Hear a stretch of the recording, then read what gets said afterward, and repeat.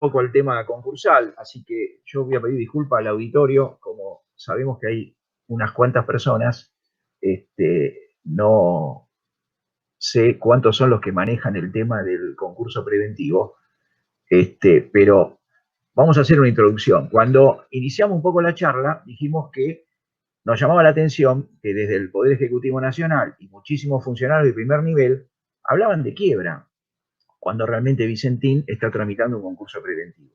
Entonces ese fue un poco el primer disparador que nos indujo en el instituto a decir, bueno, tenemos que hacer algo, una charla interna, por lo menos para hacer una aclaración. Porque la mayoría de la gente escucha hablar de quiebra y parece que fuera el único proceso de quiebra. Y no es así. La ley de concurso 24522 regula distintos procesos concursales. Todos se tramitan ante el Poder Judicial, ante el juez competente en la materia civil y comercial, dependerá de la provincia, dependerá de la jurisdicción. Hay jurisdicción específica en materia concursal, otra, como provincia de Buenos Aires, es civil y comercial. Otra cuestión importante que debería saber todo el mundo es que no es lo mismo hablar de cualquiera de los procesos que están en la ley, porque la ley regula distintos tipos de procesos. Tal vez lo más conocido, lo más divulgado, la famosa convocatoria de acreedores, el concurso preventivo, que es uno de los procesos centrales, y otra de las figuras, tal vez la más difundida, que le da generalmente a nombre a la materia, a nombre a las cátedras, porque en la facultad todos los alumnos lo llaman quiebras, el proceso de quiebra es uno de los procesos que está en la ley, pero no es el único. Tenemos el APE, el Acuerdo Preventivo Extrajudicial, el concurso de agrupamiento, etcétera, etcétera, etcétera. Entonces, primera cuestión que creo que deberíamos tener todos muy claro, empezando por los funcionarios públicos, que no es lo mismo hablar de quiebra que de concurso. Sí, es lo mismo porque están los dos que están mencionando dentro de la ley, 24.522, que es la ley de concursos y quiebras. Ahora bien, hay una diferencia muchísimas, importantes, entre el concurso y quiebra. Primero, una cuestión fundamental. Cualquiera sea, y me salgo un minuto de Vicentín, salgo a cualquier tipo de sujeto que está concursado. Puede ser tanto persona humana como persona jurídica. Hay, por supuesto, requisitos que no vamos a hablarlos ahora.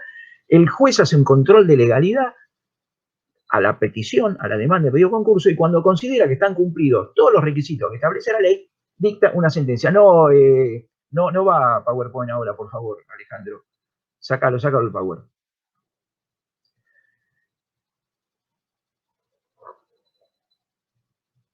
Hay una diferencia importante porque el concurso preventivo, una de las reglas es que el concursado conserva la administración de sus bienes,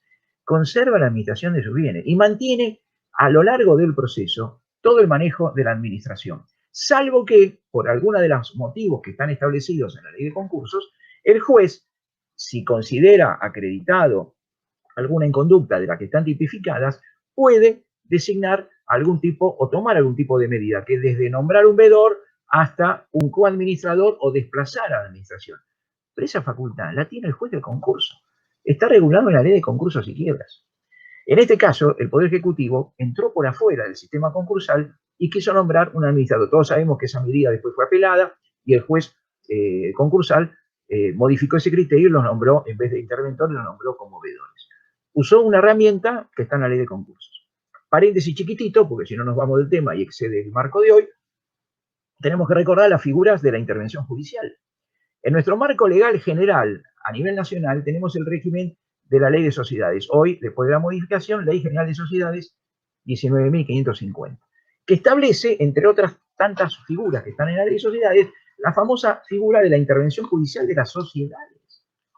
O sea que es una figura que ya está desde muchísimos años en la Ley de Sociedades, antes llamada Ley de Sociedades Comerciales. Esa figura de la intervención es a pedido de los socios, cuando hay un conflicto interno, cuando ha habido algún tipo de problema, entonces el socio que se siente perjudicado puede pedir ante el juez competente el desplazamiento de los órganos de administración. Entonces, esa figura de la intervención judicial está regulada en la Ley de Sociedades. Y otra figura de la intervención judicial también está regulada en los códigos procesales civiles y comerciales. En todos los códigos están las medidas cautelares: embargo, inhibición general de bienes, intervención judicial. O sea que la intervención judicial tiene distintos grados, de menor a mayor, un vedor, un coadministrador, o puede ser un interventor con desplazamiento, y puede ser interventor administrador o interventor recaudador también. Todas esas figuras están dentro de la jurisdicción del juez competente, de acuerdo a la materia, de acuerdo al tema.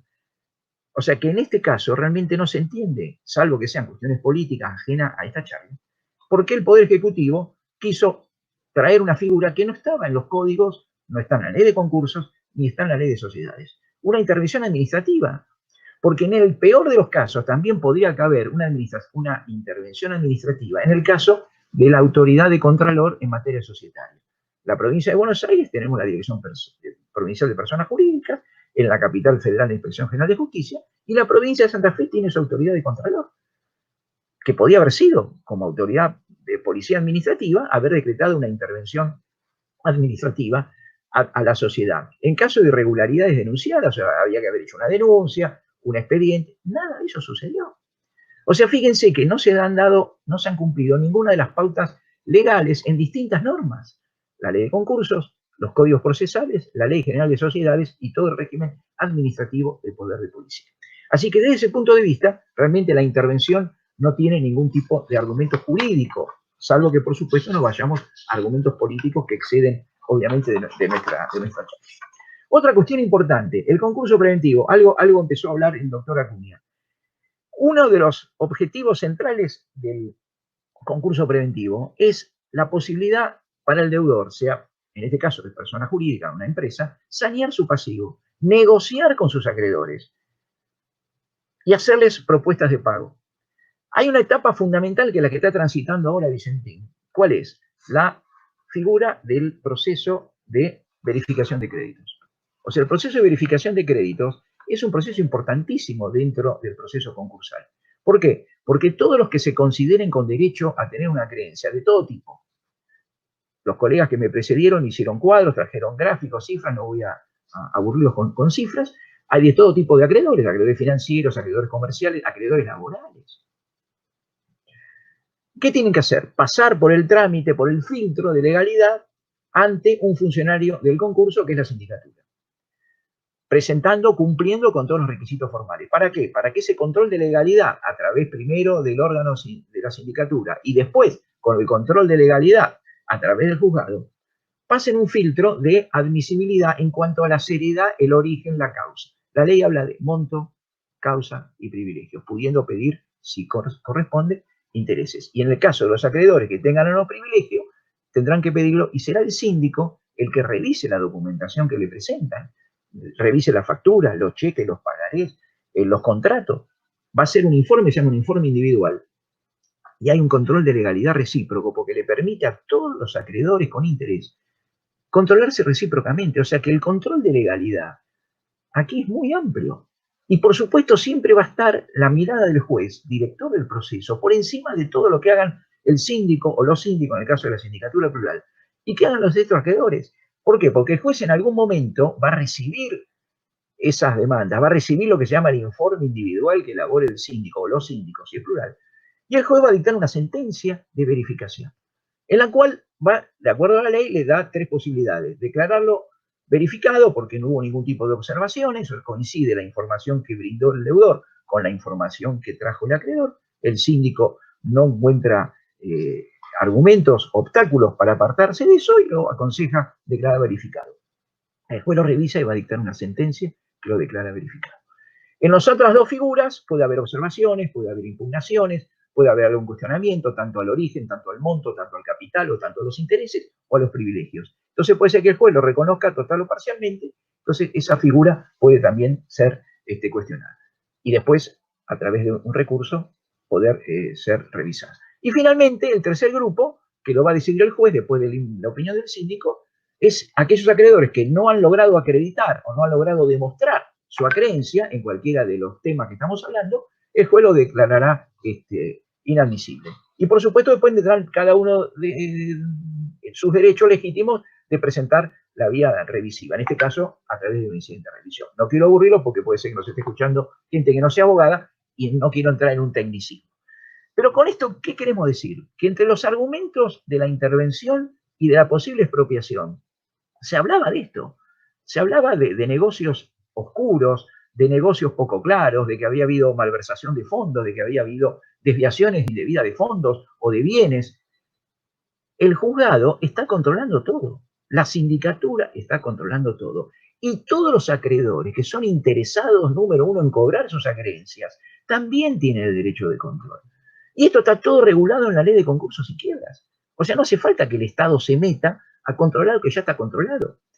No me meto, le dejo el pie a la prestigiosa doctora Geli, que va a hablar de las cuestiones constitucionales, pero acá no hace falta ser especialista para darse cuenta que hay un choque de normas y de poder ejecutivo pisando al poder judicial.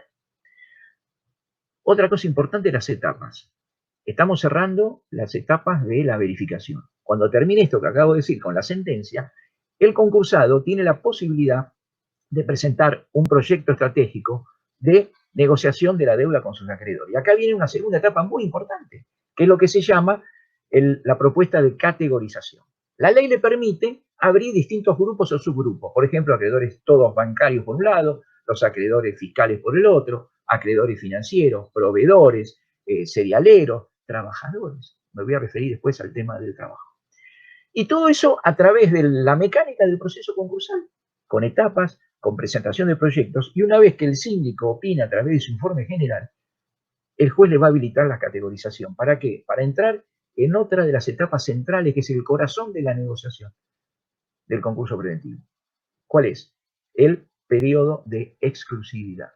El periodo de exclusividad tiene, en principio en la ley habla de 90 días, seguramente en este caso se va a extender bastante más, la posibilidad de que el deudor, frente a todos los acreedores que ya están saneados porque pasaron por ese control de legalidad y que han obtenido una sentencia favorable del concurso, o sea, acreedores verificados y declarados admisibles, van a entrar en ese gran campo de la negociación que se llama periodo de exclusividad, en el cual el deudor, en este caso la empresa concursada, va a negociar con sus acreedores a través de esos distintos grupos, hacia distintas categorías, distintas opciones de sanear su pasivo. En definitiva, ¿cómo les va a pagar? ¿Con qué les va a pagar? ¿Cuándo les va a pagar? Entonces la ley le abre un campo amplísimo de variedades. Y no es una obligación, son negociaciones bilaterales o plurilaterales, donde el deudor, a través de sus administradores, se va a sentar con sus distintos acreedores y ofrecer planes de pago. El juez no se tiene que meter, por eso un poco lo del periodo de exclusividad. La sindicatura tampoco se mete, porque es una negociación entre partes. Deudor por un lado, acreedor por el otro, y negocian cómo les va a pagar. Entonces, en principio, si se respeta el marco de legalidad, y por supuesto estamos hablando de un proceso judicial donde hay un marco de legalidad, obviamente, dentro del marco de la legalidad, la libertad de opinión, la libertad de forma, la libertad de acuerdos, es una premisa del derecho constitucional y del derecho concursal. Entonces, ¿cómo podemos hablar ahora de antemano a decir que la empresa está al borde de la quiebra? ¿Es prematuro o el Poder Ejecutivo es adivino? Porque si estamos recién en la etapa inicial, que es la verificación, todavía tenemos que transitar toda la verificación de crédito y después vendrá la etapa del periodo de negociación. En el periodo de negociación, el deudor negocia y los acreedores van discutiendo, aceptan, rechazan, modifican y se va modificando y se va ajustando todas esas propuestas hasta que al final cada acreedor va admitiendo o rechazando la propuesta, o sea, va emitiendo un voto de aceptación o no de la propuesta. ¿Cómo cierra todo esto? 5 días antes de finalizar el periodo de exclusividad, la ley prevé convocar y llamar a una audiencia informativa, que como su nombre lo indica, la audiencia informativa, me imagino que van a estar todos los canales de televisión ahí, me imagino, va a ser tema central del día que se haga esa audiencia. ¿Por qué? Porque van a asistir la mayoría de los acreedores que quieran, a través o acompañados con sus abogados, a debatir la propuesta y discutir. Y van a votar. O sea, el acreedor no está obligado a aceptar la propuesta, puede rechazarla. El sistema de la ley concursal que dice que se va a aprobar en función de los votos con respecto de mayoría. No voy a entrar en un tecnicismo para no hacerlo tedioso. Hay doble cómputo, cantidad de acreedores y el capital que representa a los acreedores. Si logra la mayoría de los votos, la ley dice que la propuesta está aceptada. Si no logra la mayoría, la ley dice que la propuesta, al no estar aceptada, es una causal de quiebra. Recién ahí empezaríamos a hablar del tema de quiebra, y no es el único caso. Vamos a la hipótesis positiva, que Vicentín logra que la mayoría de sus acreedores le den un voto de confianza y lo acompañen. ¿Cuál es el problema? Si los acreedores aceptan planes, por ejemplo, ahora estamos hablando de que hay planes de AFIP hasta 10 años. El fisco provincial de Santa Fe, desconozco, pero más o menos todos se van acoplando, seguramente va a dar moratorias hasta 10 años. Los bancos le pueden dar 5, 6, 7, 8, 10 años, lo que quiera, y los acreedores lo mismo. O sea, Vicentín podía renegociar su deuda, ir pagándolo en cuotas. La ley no dice si son cuotas mensuales, bimestrales o anuales, está dentro del marco de la negociación. ¿Y qué pasaría si todos lo aprueban? ¿Por qué el Estado se va a meter a decir, no, córranse y yo los voy a defender a ustedes y cada uno defiende su propio bolsillo? Es un derecho constitucional que tienen los acreedores y que tiene el deudor. Finalmente, si se cumplieron todo el marco de legalidad, otra vez el juez va a revisar toda esta cuestión de legalidad y que están cumplidos todos los requisitos y dará una sentencia homologando el acuerdo. Y ese acuerdo homologado produce una consecuencia fundamental, que es la innovación de las obligaciones originarias por las obligaciones nuevas que nacen en el concurso y la aplicación o la oposición o la oponibilidad a todos aquellos acreedores que no hayan venido a verificar o vengan tarde. Entonces, para Vicentín puede pasar que ese pasivo que está ahora enumerado, que lo mencionaron mis colegas, pueda ser reducido por voluntad propia de los acreedores. Y el Estado no tendría por qué meterse. ¿Quién es el Estado para decir, no, el pasivo es este y lo vamos a congelar? Si todavía ni siquiera hay una resolución del juez.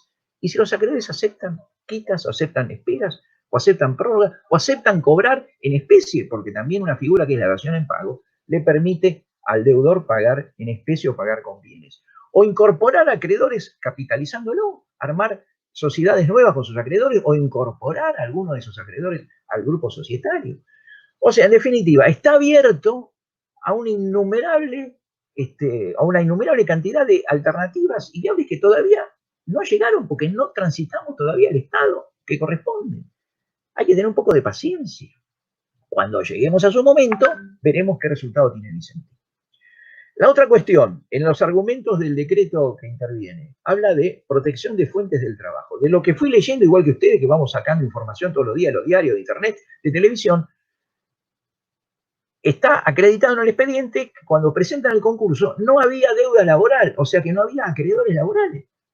La deuda laboral se pudo haber generado después. Y los acreedores tienen el derecho concursal de presentarse a verificar y de controlar. Noticia creo que de ayer o antes de ayer, la semana pasada, era que el juez admitió representantes de los trabajadores en el comité de control. O sea que el sector laboral, el sector de los empleados, está perfectamente reconocido dentro del comité de acreedores como parte integrante del comité de control. Y además tienen todo el derecho laboral, no me voy a meter porque necesitamos otra jornada más, de los derechos laborales en el concurso. Pero, por ejemplo, el acreedor laboral tiene el derecho de pedir su verificación si tiene un crédito. Segundo, tiene una figura muy importante que es la del pronto pago. O sea, ni siquiera tiene que ir a verificar, tiene una figura rapidísima que es el pronto pago laboral, donde el juez, a través de primero un informe del síndico y después una presentación de la empresa, podría después reconocer ese crédito que se fuera pagando rápidamente con un fondo especial que se puede designar. O sea que la protección del derecho del trabajo está en la ley de contrato de trabajo fundamental. Y en la ley concursal tiene protección por varios lados.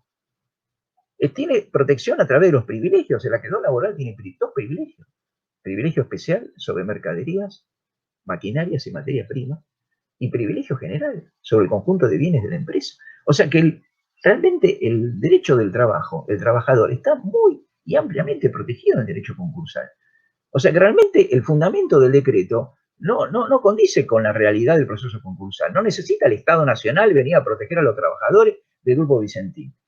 Porque la ley los protege, la ley concursal los protege. Y además cada uno de sus trabajadores, si se siente agraviado, tiene todo el derecho, por supuesto, primero, de la representatividad sindical. Y segundo, de contratar un abogado que se pueda hacer las presentaciones que correspondan. Y tercero, el síndico está obligado a velar por el cumplimiento y los respetos del trabajador. Y el juez, por arriba de todo esto, tiene la obligación también de aplicar la ley. O sea, fíjense que está absolutamente protegido. Finalmente, si esto fracasara, que no lo sabemos porque tenemos que estar haciendo futurología, la ley también permite otra cuestión que es la conservación de la empresa. Primero y principal, el concurso entre los objetivos principales que dijimos. El deudor conserva la administración de sus bienes, en este caso conserva la o las empresas. Permite negociar para salvar al deudor y salvar la empresa. Y conserva la empresa. Uno de los pilares del derecho concursal es la conservación de la empresa. Está en el régimen legal. Está en todos los tratados de todos los profesores que hemos leído en la facultad. Todo el mundo habla que la premisa es la conservación de la empresa. En el DNU se habla que viene el Estado para conservar la empresa. Pero ¿qué? No hace falta que la conserve el Estado, porque el derecho concursal está basado en la conservación de la empresa y la conservación de la fuente de trabajo. Entonces vamos a la peor hipótesis. Fracasó la negociación, los acreedores no lo acompañan. ¿Qué hay que hacer? Decretar la quiebra. Aparece otra figura, que es el salvataje o la venta forzada del paquete accionario. O parte de la doctrina, hace unos años la nombraban como el ground down.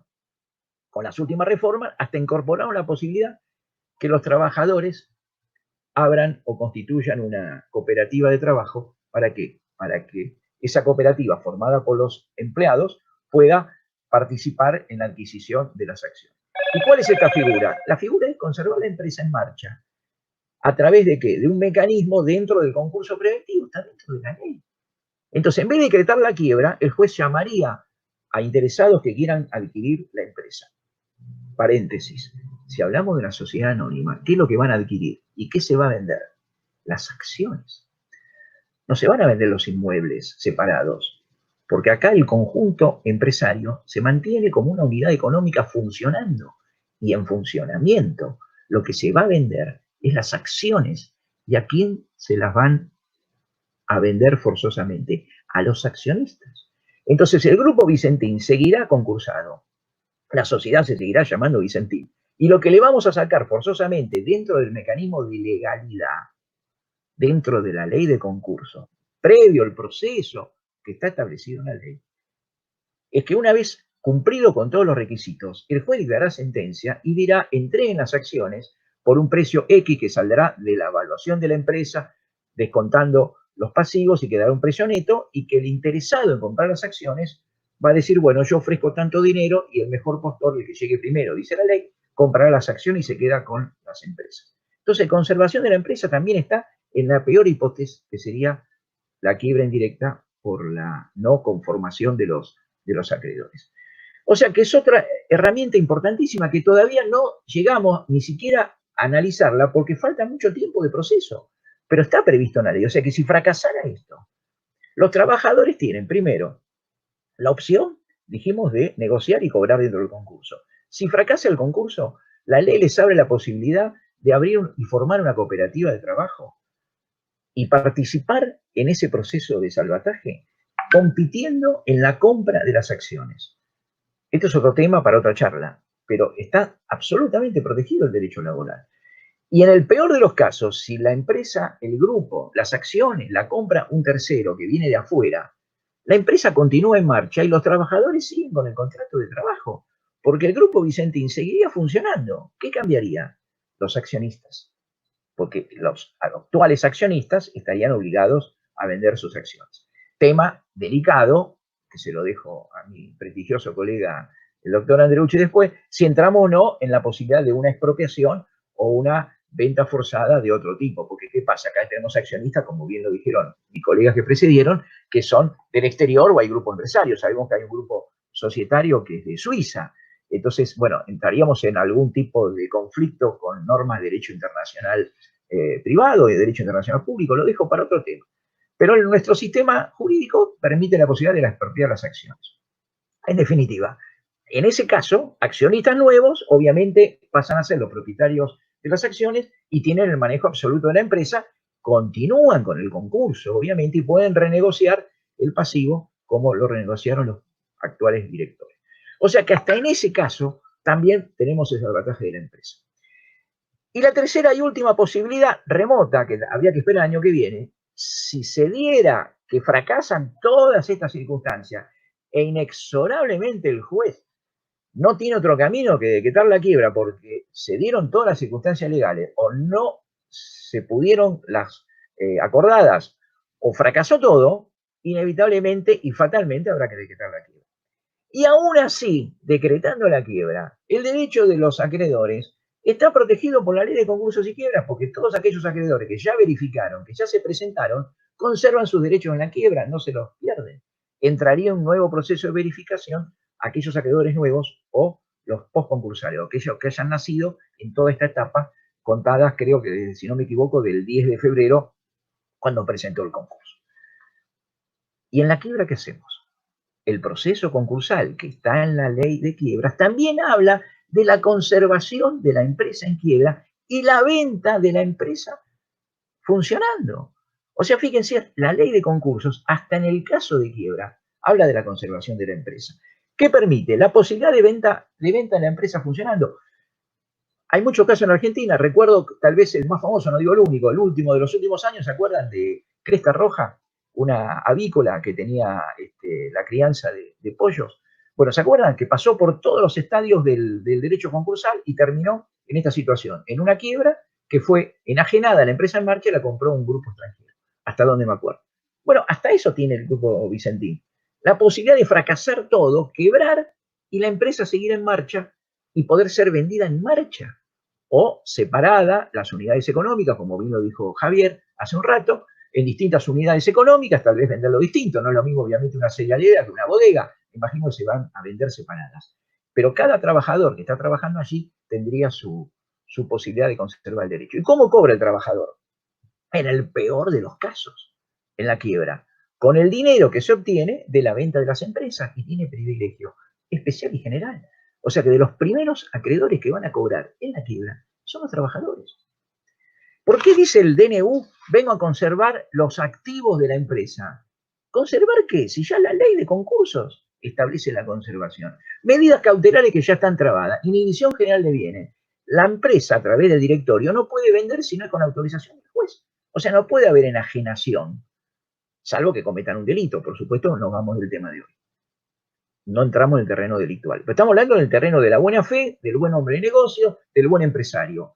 No pueden vender bienes registrables o bienes que sean esenciales para el manejo de la empresa si el juez no lo autoriza. Y si estamos en quiebra, en el peor de las hipótesis, va a haber que subastar y liquidar los bienes conforme las pautas que establece la ley. O sea, fíjense todo el camino que hay que transitar para llegar a lo último. Y quieren la peor de la peor de la peor. Fracasó todo, un desastre, se cerraron las plantas. Ahí podría recién ahí aparecer el Estado a decir, bueno, mire, antes que se cierre, apaguen la luz y despidan a los trabajadores, viene el Estado y compran la quiebra. No hace falta expropiación. Le robo un cachito el tema a mi amigo Carlos Andreucci. Hace falta expropiar. Déjenme pasar primero el proceso y vemos al final que ni siquiera tampoco sería necesaria la expropiación, porque el Estado podría aparecer como un eventual comprador en la subasta. Entonces, cuando se rematan los bienes del grupo Vicentín, en el momento de quiebra, vengo y compro. O si quieren, no sé, futurología, compraría antes de la subasta y adelanto el proceso de subasta, podría ser. Pero recién ahí podría aparecer el Poder Ejecutivo. Y para esto faltan, no digo años, pero año y pico seguro. O sea, estamos adelantando en forma prematura, me está quedando 5 minutos. Así que voy concretando todo esto. Bueno, el tema es larguísimo, es interesante, es apasionante, porque hay muchísimos otros temas, pero me parece que por lo menos hicimos un panorama general de todas las cosas que el Estado podría haber hecho. Primero, lo primero, una opinión muy personal, no tenía que haber hecho nada. Si quiere y tiene interés, controlar, mirar, seguirlo de cerca. Pedir un vedor a lo sumo, como lo dio el juez, pero lo demás, nada. Esperar que acontezcan, que vayan sucediendo los acontecimientos y ver qué pasa. Y estar atento en el caso de que se dé la etapa procesal que corresponda, si le decretan la quiebra, entonces recién ahí decir, bueno, vengo a solucionar algún problema. Pero por ahora, por favor, respetemos al juez que está trabajando, por lo que escuchamos y leemos, está trabajando de una manera óptima, excelente, y los comentarios que llegan de todo Santa Fe es que es un juez serio, un juez que está trabajando bien, que conoce la materia, y además una cuestión fundamental que va a decir ahora la doctora Shelley, la independencia de los poderes. La mayoría de los que estamos hablando aquí somos todos abogados y ustedes del otro lado. La independencia de los poderes. ¿Qué tiene que hacer el Poder Ejecutivo metiéndose adentro del Poder Judicial? Sobre todo, como estamos analizando, que están las leyes que dictó el Poder Legislativo. Fíjense la armonía. Legislativo dictó la ley de quiebras. El Poder Ejecutivo no tiene nada que hacer porque la aplicación de la ley de quiebras está en la órbita del Poder Judicial. Es una intromisión realmente sin ningún tipo de justificativo. Bueno, creo que más o menos abordé rápido todos los temas, es larguísimo, así que ustedes disculparán que aceleré un poco la charla, pero si no, no llegamos.